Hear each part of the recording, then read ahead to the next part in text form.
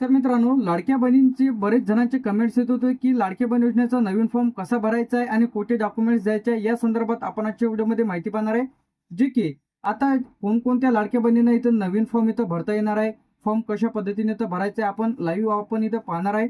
सर्वप्रथम आपण मोबाईलची जी काही स्क्रीन आहे इथं आता सुरू करून घेऊया. ज्या ज्या लाडक्या बहिणींचे फॉर्म राहिलेले असेल तर अशा व्हिडिओ शेवटपर्यंत बघा.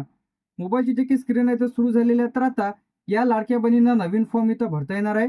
ज्यांचा अर्ज इथं रिजेक्ट झालेला आहे, याआधी तुम्ही अर्ज केलेला नसेल किंवा अपूर्ण कागदपत्र, बँक खाते आधारशी लिंक नव्हते, तर अशा जे काही महिला आहे तर अशा महिलांना नवीन लाडक्या बहीण योजनेचा फॉर्म इथं आता भरता येणार आहे. तर यामध्ये स्टेप बाय स्टेप तुम्हाला सांगतो. सर्वप्रथम यासाठी लागणारे आवश्यक कागदपत्र, तर यामध्ये तुम्हाला तुमच्याकडे आधार कार्ड असणे आवश्यक आहे, बँक पासबुक, रहिवासी दाखला, उत्पन्नाचा दाखला, मोबाईल नंबर. आता आदिवास प्रमाणपत्र हे बरेच महिलांकडे नसते, तर त्यांनी TC किंवा बर्थ सर्टिफिकेट किंवा वोटर ID कार्ड किंवा तुमच्या शाळेतून जे काही नोंदणी नंबर मिळते तुम्हाला, रजिस्टर्ड नंबर, ते देखील चालते. तरी कागदपत्र तुम्हाला ठेवायचे आहे. तर आता कोणाला पैसे तर मिळत आहे, ज्या महिलांचा फॉर्म अप्रूव्हल आहे, KYC केलेली आहे, आधार लिंक आहे, सर्व गोष्टी बरोबर आहेत, तर अशा महिलांना पैसे तर येत आहे. तर आता या जिल्ह्यांमध्ये लाडकी बहीण योजनेचे फॉर्म सुरू होणार आहे. तर आता यामध्ये जे काही जिल्हे आहे यामध्ये नागपूर, अमरावती, अकोला, बुलढाणा, यवतमाळ, वर्धा, भंडारा, गोंदिया, चंद्रपूर, गडचिरोली, तर अशा जिल्ह्यांमध्ये लाडक्या बहीण योजनेचे नवीन फॉर्म आता इथं सुरू होणार आहे. याचप्रमाणे आता यामध्ये मराठवाडा विभागामधील जे काही जिल्ह्यांमध्ये छत्रपती संभाजीनगर, जालना, परभणी, हिंगोली, नांदेड, लातूर, बीड, धाराशिव, याचप्रमाणे आता जे काही खालचे जिल्हे आहे, पश्चिम महाराष्ट्रामधील पुणे, सातारा, सांगली, कोल्हापूर, सोलापूर, तर उत्तर महाराष्ट्र खानदेशमधील नाशिक, अहमदनगर, धुळे, नंदुरबार, जळगाव, कोकणमधील मुंबई शहर, मुंबई उपनगर, ठाणे, पालघर, रायगड, रत्नागिरी, सिंधुदुर्ग, तर अशी जी काही अपडेट आपल्या समोर इथं आलेली आहेत. तर आता सर्व जिल्ह्यात एकाच वेळी फॉर्म इथं सुरू होत नाही. तर आता पहिले नारी शक्ती दूत अप्लिकेशनच्या माध्यमातून फॉर्म भरण्यात येत होते, त्यानंतर अप्लिकेशन बंद पडली, त्यानंतर वेबसाईट सुरू करण्यात आलेली होती, त्यानंतर वेबसाईट सुरू झाल्याच्या नंतर बरेच महिलांनी ऑनलाईन फॉर्म देखील इथं भरलेले आहे. यानंतर वेबसाईट सुद्धा बंद पडली. अंगणवाडी सेविकेकडे तुम्ही तुमचा अर्ज सादर करून पैसे मिळत होते. यानंतर आता फॉर्म कसा भरायचा आहे, ऑनलाईन आणि ऑफलाईन. तर आता सर्वप्रथम तुम्हाला लाडकी बहीण योजनेच्या ऑफिशियल पेजवरती जायचं आहे. न्यू रजिस्ट्रेशन यावरती क्लिक करा, मोबाईल नंबर टाका, लॉग इन करून घ्यायचा आहे OTP टाकून.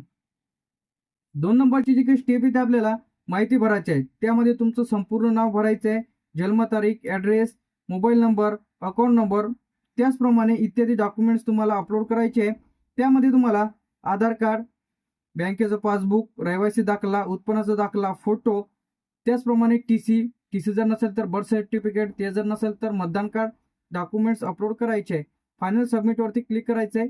आता हा जो लेखी अर्ज आहे ते तुम्हाला द्यायचं आहे ज्यांना कोणाला नवीन अर्ज सादर करायचा आहे.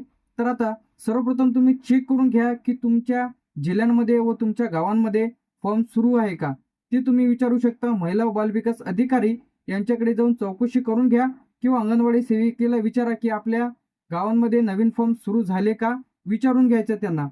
यानंतर जो काही अर्ज आपण इथं महिना घेतलेला आहे, प्रति महिला व बालविकास अधिकारी किंवा अंगणवाडी सेविका, गावाचे नाव, तालुक्याचे नाव, जिल्ह्याचे नाव. तर आता हा जो लेखी अर्ज आहे तुम्ही महिला व बालविकास अधिकारी हे तालुक्याच्या व जिल्ह्याच्या ठिकाणी तुम्हाला नेऊन द्यायचं आहे. तर आता लाडकी बहीण योजनेचा अर्ज तक्रारबाबत, महोदय आम्ही खालील अर्जदार जे की तुमचं पूर्ण नाव, राहणार, पत्ता, लाडकी बहीण योजनेसाठी अर्ज केलेला आहे किंवा अर्ज करू इच्छितो म्हणजे नवीन अर्ज करायचा आहे. तर आता यामध्ये तुम्हाला अशा प्रकारचं येईल की माझा अर्ज रिजेक्ट झालेला आहे, या चेकबॉक्सवरती क्लिक करा. नसेल झाला तर खाली तुम्हाला ऑप्शन दिलेला आहे अर्ज केलेला नाही, नवीन अर्ज भरायचा आहे, जी की तुम्हाला अशा प्रकारची खून दाखवलेली आहे, अशा पद्धतीने तर करायचं आहे. यामध्ये कागदपत्र असतील तर यावरती क्लिक करा, खात्यात पैसे जमा होत नसेल तर यावरती क्लिक करा किंवा इतर समस्या असेल यावरती क्लिक करा. तर म्हणून मी आपणास विनंती करतो की लवकरात लवकर माझ्या अर्जाची तपासणी करून जे काही तुमच्या असं दाखवल्याप्रमाणे या स्टेपने सुद्धा तुम्ही तुमचा लेखी अर्ज इथं तयार करू शकता. या पद्धतीने नाव, आधार क्रमांक, मोबाईल क्रमांक, खाते क्रमांक, त्यासोबत तुम्हाला आधार कार्ड, बँकेचं पासबुक, रहिवासी दाखला, उत्पन्नाचा दाखला इत्यादी डॉक्युमेंट्स सिग्नेचर करून द्यायचे आहे.